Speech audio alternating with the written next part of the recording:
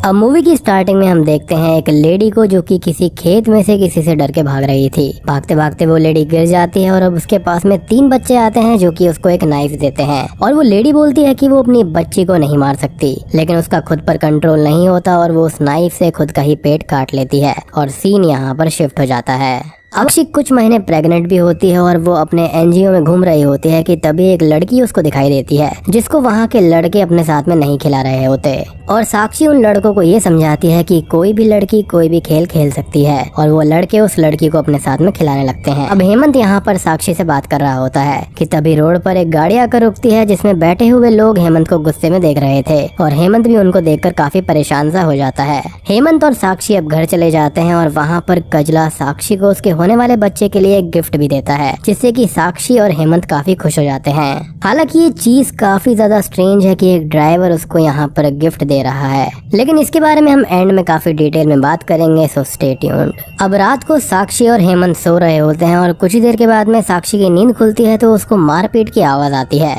और वो घबरा कर नीचे जाती है तो कुछ लोग हेमंत को बहुत ही बुरी तरह से पीट रहे थे और वो लोग किसी चंदेल नाम के आदमी के गुंडे थे जिससे हेमंत ने कर्जा लिया हुआ था। वो लोग हेमंत को 24 घंटे का टाइम देते हैं और पैसा ना मिलने पर उसको और साक्षी को जान से मार डालने की धमकी देकर वहाँ से चले जाते हैं। साक्षी इस बात से बहुत परेशान हो जाती है और हेमंत उसको ये बताता है कि उसने बिजनेस शुरू करने के लिए लोन लिया था, लेकिन प्रोडक्ट सप्लायर सारे पैसे लेकर भाग गया। अब साक्षी यहाँ पर सजेस्ट करती है कि उनको कुछ दिन के लिए कहीं और चले जाना चाहिए जिससे कि उनको टाइम मिल जाएगा और ये मैटर सॉल्व भी हो जाएगा। साक्षी और हेमंत को खुद से ज्यादा अपने होने वाले बच्चे की फिक्र थी। अब रात को उनके पास में कजला आता है और वो उनको ये बोलता है कि वो लोग यहाँ से 300 किलोमीटर दूर कजला के गाँव में चल सकते हैं जहाँ पर गिनती के 5 ही घर है और वहाँ पर कोई भी उनको नहीं ढूंढ सकता। उस गाँव के बारे में कजला ये बताता है कि उस गाँव में एक घर तो उसका है और दूसरा घर उसके भाई का है। अब रास्ते में चलते हुए वो लोग थोड़ी बहुत बात करते हैं और सुबह होते होते गांव पहुंच जाते हैं।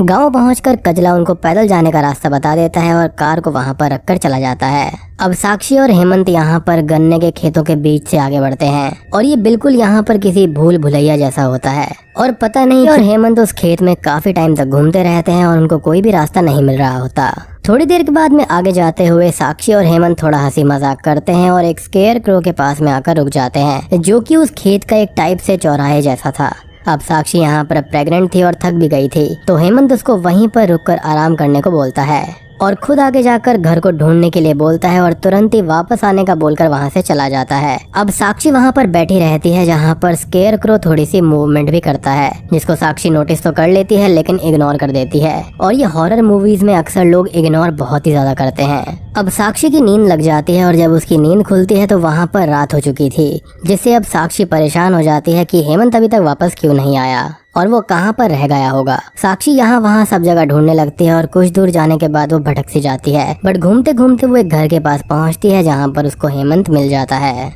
अब बस में खड़ी हुई थी और वो साक्षी से बोलती है कि हेमंत उसको ढूंढने गया था, जिस पर हेमंत भी बोलता है कि वो काफी परेशान था उसके लिए। अब भानु देवी साक्षी को वेलकम करते हुए ग्रीट करने लगती है। भानु देवी ये बोलती है कि वो साक्षी और उसके बच्चे का यहाँ पर काफी अच्छे से ध्यान रखेगी और भानु देवी साक्षी के आने से बहुत ही खुश भी थी। थोड़ी देर के बाद में सब खाना खाने बैठ जाते हैं जहाँ पर साक्षी सबको प्लेट्स देकर खाने के लिए बैठती है तो भानु देवी उसे रोक देती है और बोलती है कि वो हेमंत के बाद ही खाना खाएगी। अब हेमंत और कजला खाना खाने के बाद में बाहर बैठे होते हैं जहाँ पर हेमंत कजला के खेतों की तारीफ करता है क्योंकि कजला की फसल काफी अच्छी थी, जिस पर कजला ये बोलता है कि ये तो ऊपर वाले की कृपा है, जिसका मीनिंग काफी डीप है जो कि हम एंड में समझेंगे। अंदर खाना खाते हुए साक्षी भानु के घर के बारे में पूछती है तो भानु उसको ये बताती है कि इस घर में पहले वो रहा करती थी और उसके साथ वाले कमरे में उसका देवर रहा करता था जिसकी अब डेथ हो चुकी है और इस घर को वो कभी भी ना खोलती अगर साक्षी और हेमंत यहाँ पर नहीं आते तो। खाने के बाद में वो दोनों बाहर जाती हैं और हेमंत भानु देवी को थैंक यू बोलता है वो और कजला उसकी और साक्षी की इतनी हेल्प कर रहे थे तो भानु देवी उसको ये बोलती है कि ये तो उसका फर्ज है क्योंकि हेमंत ने भी पहले कजला की बहुत मदद की है।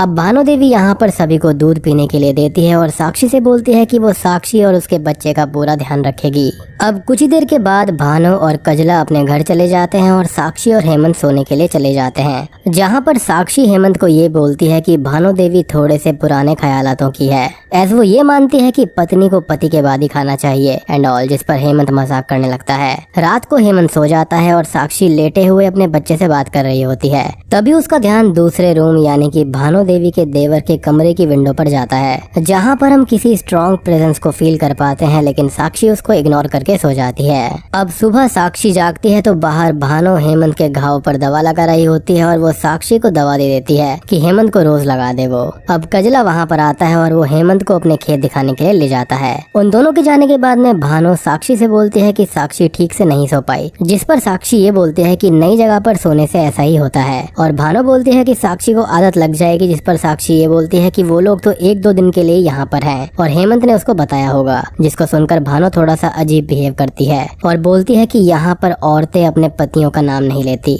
जिसे सुनकर साक्षी को थोड़ा सा अजीब लगता है। साक्षी यहाँ पर अब भानु से बोलती है कि वो खेत देखने जाना चाहती है, जिस पर वो ये बोलती है कि वो लोग बाद में चले जाएंगे और वो अपने घर पर चली जाती है। थोड़ी देर के बाद में साक्षी भानु के देवर योगेश्वर के कमरे में जाती है, जो कि जला हुआ था, और वहाँ पर साक्षी को बहुत गंदी स्मेल आती है और वो वहाँ से बाहर चली जाती है, जहाँ पर हम अंदर एक प्रेजेंस को फील कर पाते हैं। अब साक्षी खेत देखने जाने लगती है और रास्ते में एक गन्ने के पत्ते पर नोट लगा देती है ताकि वो रास्ता याद रख पाए। साक्षी अब आगे जाती है तो उसको एक कुआं मिलता है, जिसमें वो झांक कर देखती है और तभी वहाँ पर हेमंत आकर उसको डरा देता है। साक्षी हेमंत से रूठ जाती है और वापस घर आ जाती है। घर आकर हेमंत साक्षी को बोलता है कि पैसों का अरेंजमेंट हो गया है, जिसके लिए उसको शहर जाना होगा और वो कजला के साथ में शहर चला जाएगा, जिस पर साक्षी बोलती है कि वो भी साथ चलेगी, लेकिन हेमंत उसको मना कर देता है कि अभी साक्षी का शहर जाना ठीक नहीं है, जिस पर साक्षी यहाँ पर उससे गुस्सा हो जाती है। कुछ देर के बाद में साक्षी उदास बैठी होती है तो भानु उसके पास में आती है और उसको उदास ना रहने को बोलती है, क्योंकि इससे बच्चे पर असर पड़ेगा। और भानु अब साक्षी और बच्चे को एक कहानी सुनाने लगती है। भानु कहानी सुनाती है, एक गांव में एक हरा भरा पेड़ था, जिस पर एक कौवा अपने परिवार के साथ खुशी खुशी रहा करता था। एक दिन उस पेड़ पर एक नागिन आ गई, जिसने उस पेड़ को जहरीला कर दिया और सारा पेड़ बंजर हो गया। और वो नागिन उस कौवे के अंडों को खा लिया करती थी और वो कौवा जब भी अंडा दिया करता वो नागिन उसको खा जाती, जिससे कि वो कौवा बहुत ही दुखी रहने लगा। एक दिन उस पेड़ पर एक चिड़िया अपने परिवार के साथ में आई। अब कौवे ने एक योजना बनाई और उस चिड़िया के घोंसले में अपना अंडा रख दिया और अपने घोंसले में चिड़िया का अंडा ले आया। अब हमेशा की तरह नागिन आई और उस कौवे के अंडे को खा लिया, लेकिन वो अंडा इस बार कौवे का नहीं था, तो उसका बच्चा बच गया, जिसके बाद में कौवे ने अपनी जिंदगी हंसी खुशी बिताई। अब ये कहानी सुनाते सुनाते भानु इमोशनल हो जाती है और साक्षी भी यहाँ पर इमोशनल थी और भानु साक्षी को लाइट अप करती है और उसके बाल बनाती है, उसके हाथ पर बिंदी बनाती है और उसके साथ टाइम स्पेंड करती है, जिससे कि साक्षी को काफी अच्छा लगता है और वो बहुत ही खुश हो जाती है। रात को अब भानु अपने घर जाने लगती है और साक्षी उससे बोलती है कि उसको भानु अपनी जैसी लगती है, जो कि साक्षी का बहुत ही ध्यान रखती है, जिसको सुनकर भानु देवी बहुत ही खुश हो जाती है। अब साक्षी अपने कमरे में जाती है कि तभी हम वहाँ पर पास में खड़े हुए एक बच्चे को कमरे में आता हुआ देखते हैं, जो कि थोड़ा सा झांक कर भाग जाता है, जिसको साक्षी नहीं देख पाती। और ये लड़का पूरे सीन वहीं खड़ा था, जिस पर हमारी नजर नहीं जाती। साक्षी अब यहाँ पर हेमंत से ये बोलती है कि उसको भानु के साथ में अच्छा लगता है और अब वो हेमंत के बिना कुछ दिन यहाँ पर रह लेगी और वो भानु के साथ में अपना टाइम स्पेंड करेगी, जिसे सुनकर हेमंत बहुत खुश हो जाता है। अगली सुबह साक्षी जागती है, तब तक हेमंत शहर जा चुका था और साक्षी बाहर आती है तो उसके घर के बाहर एक लेडी बैठी मिलती है और ये वही लेडी है जिसको हमने मूवी की स्टार्टिंग में देखा था, जिसने कि अपना पेट काट दिया था, जिसके कट का बड़ा सा एक निशान साक्षी उस लेडी के पेट पर देख पाती है। अब भानु वहाँ पर आती है और वो उस लेडी पर गुस्सा करने लगती है और उसको डांटने लगती है और साक्षी को घर के अंदर ले जाती है। अंदर भानु साक्षी को बताती है कि वो लेडी भानु के ही बेटे राजवीर की पत्नी रानी है, यानी कि वो भानु की बहू है।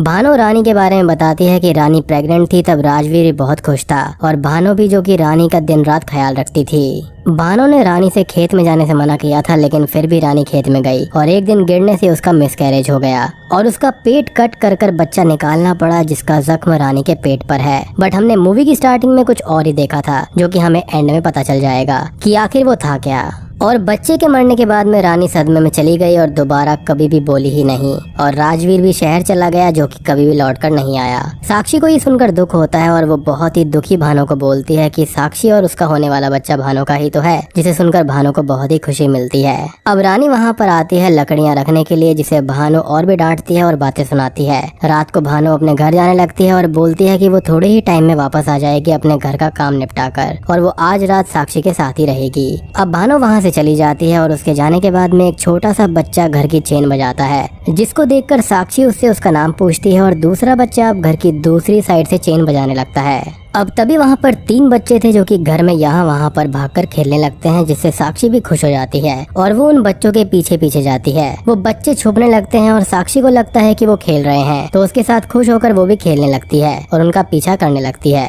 वो बच्चे अब भागकर घर के पीछे चले जाते हैं और साक्षी भी उनके पीछे पीछे जाती है। बट तभी वहाँ पर भानु देवी आ जाती है और साक्षी को घर के अंदर ले जाती है। अब भानु साक्षी से ये पूछती है कि वो पीछे क्यों गई थी, जिस पर साक्षी उन बच्चों के बारे में बताती है, जिसे सुनते ही भानु परेशान हो जाती है और वो साक्षी से बोलती है कि वो उन बच्चों से दूर रहे और वो बच्चे बदमाश हैं, जिस पर साक्षी को ये बात अजीब लगती है कि बच्चों से दूर रहने का क्या मतलब है और वो भानु से बोलती है कि वो उनसे दूर नहीं रहेगी। तो भानु गुस्से में ये बोलती है कि रानी ने भी बात नहीं मानी थी और अब साक्षी अपनी मनमानी ना करे। साक्षी को भानु की ये बातें बहुत अजीब लगती है और वो दोनों रात में सो जाती है और जब साक्षी की नींद टूटती है तो वो भानु को अपने बेड के साइड में ही बैठा हुआ पाती है, जो कि थोड़ी सी टेंशन में थी। और साक्षी उससे पूछती है कि वो यहाँ पर क्यों बैठी हुई है, तो भानु बोलती है कि उसको नींद ही नहीं आ रही है। अब अगले दिन साक्षी को फिर से वही बच्चे दिखाई देते हैं और वो पीछे के कमरे में जाती है, जहाँ पर इस बार वो बच्चे उसके सामने लुका छुपी खेल रहे थे और बार बार छुपते हैं और भागते हैं। साक्षी को वहाँ के रूम में एक रेडियो रखा हुआ मिलता है, जिसमें एक औरत की लोरी चल रही थी। उस लोरी के कुछ बोल ऐसे थे कि छोटी मैं लुका छुपी खेलने आ रही हूँ।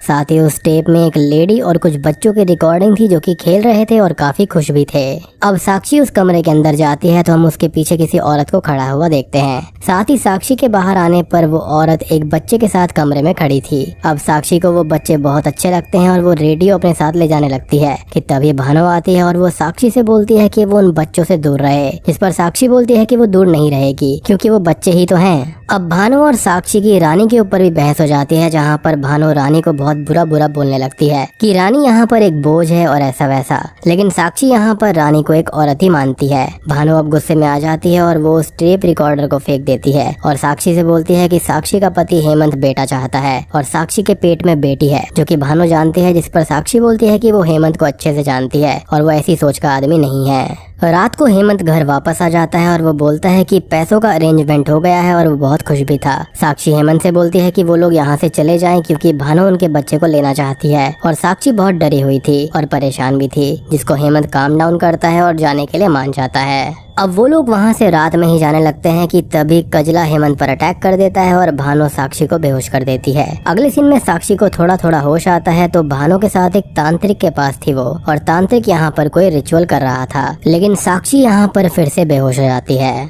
अगले सीन में भानु साक्षी को उसके कमरे में छोड़ने जाती है और उसके हाथ पैर बांध देती है और अब वो अपने हिस्से का सच बताती है, जिसका फ्लैशबैक भी हम देख पाते हैं। भानु के 4 बच्चे थे, एक बेटा राजवीर और बाकी 3 छोटे बच्चे। भानु के देवर योगेश्वर की शादी होती है सुनैनी नाम की एक औरत से, जो कि एक डायन समान औरत थी, ऐसा उसका कहना था। सुनैनी शादी के बाद भानु के 3 बच्चों के साथ टाइम स्पेंड करने लगी और भानु के तीनों बेटे सुनैनी के साथ ही ज्यादातर रहते थे। भानु के बच्चे उससे दूर होते जा रहे थे और सुनैनी उन बच्चों को गलत गलत बातें सिखाती थी। काफी टाइम बीता और अब सुनैनी प्रेग्नेंट हो गई थी। एक दिन भानु ने सुनैनी को रोका और योगेश्वर ने भी उसको समझाया, लेकिन सुनैनी ने योगेश्वर का ही कत्ल कर दिया और भानु के 3 बच्चों को लेकर वो कुएं में कूद गई और अपनी जान दे दी। काफी टाइम बाद अब राजवीर की शादी हुई, जिससे सब बहुत खुश थे और अब चीजें गलत होने लगी थी। सुनैनी के मरने के बाद में उसकी स्पिरिट इस घर को हॉन्ट करने लगी और उसने ही रानी के होने वाले बच्चे को मारा, यानी कि प्रेगनेंसी के 8th मंथ में वो रानी को दिखने लगी थी।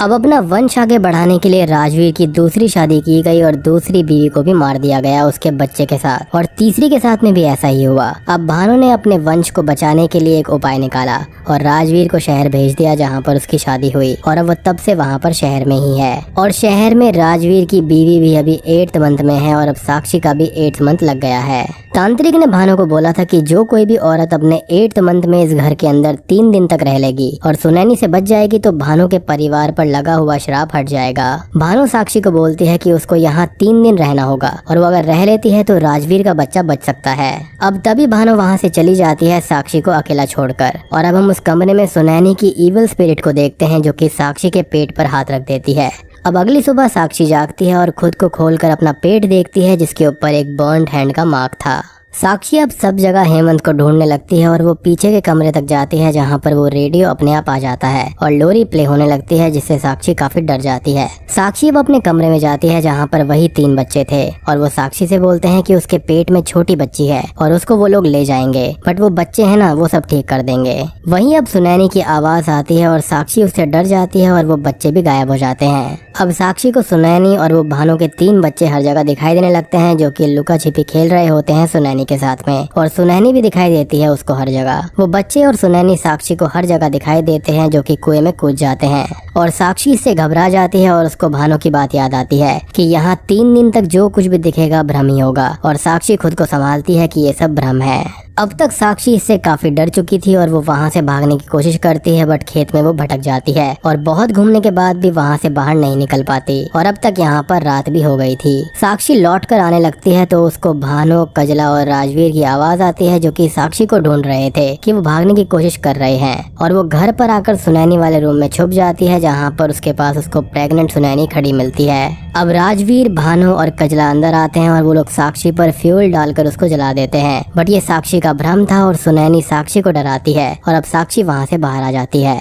साक्षी अब वहाँ से बाहर निकलने के लिए अपने दुपट्टे पर उस जगह और रास्तों का मैप बनाने लगती है, लेकिन फिर से वो हर बार घूम फिर कर एक ही जगह पर वापस आ रही थी और उसका ये तरीका बिल्कुल फेल हो जाता है। साक्षी अब बहुत परेशान हो जाती है और टूट जाती है और हम ये देख पाते हैं कि वो घर खेत के बीचों बीच है, जहाँ पर दूर दूर तक हमको कोई भी रास्ता उस खेत के बाहर तक जाता हुआ नहीं दिखाई देता। अगले दिन साक्षी की नींद खुलती है, जो कि वहीं खेत पर ही सो गई थी, और वो घर जाकर कुछ खाने को ढूंढती है तो उसको बहुत ही भूख लग रही थी और उसके बच्चे को इससे नुकसान हो सकता था। साक्षी को कुछ भी खाने को नहीं मिलता, बस थोड़े से दाने मिलते हैं जिसको वो बेचारी खाने लगती है। ये सीन काफी इमोशनल था कि एक प्रेग्नेंट लेडी को यहाँ पर खाने को कुछ भी नहीं मिला, जबकि भानु ने तो ये बोला था कि वो उसका ख्याल रखेगी, झूठी औरत। खैर, साक्षी को वही बच्चे और सुनैनी फिर से खेलते हुए मिलते हैं और अब वो देखती है कि वो बच्चे और सुनैनी बैठे हुए थे जहाँ पर सुनैनी प्रेग्नेंट थी, और वो उन बच्चों को बोलती है कि उसके पेट में एक बच्ची है, जिसके लिए सुनैनी बहुत खुश थी और वो बच्चे भी। अब तभी भानु देवी वहाँ पर आती है, जो कि बच्ची के नाम पर यानी कि लड़की या फिर छोरी के नाम पर सुनैनी को बहुत ही खरी खोटी सुनाती है और योगेश्वर से कहकर उसकी पिटाई लगवाने लगती है।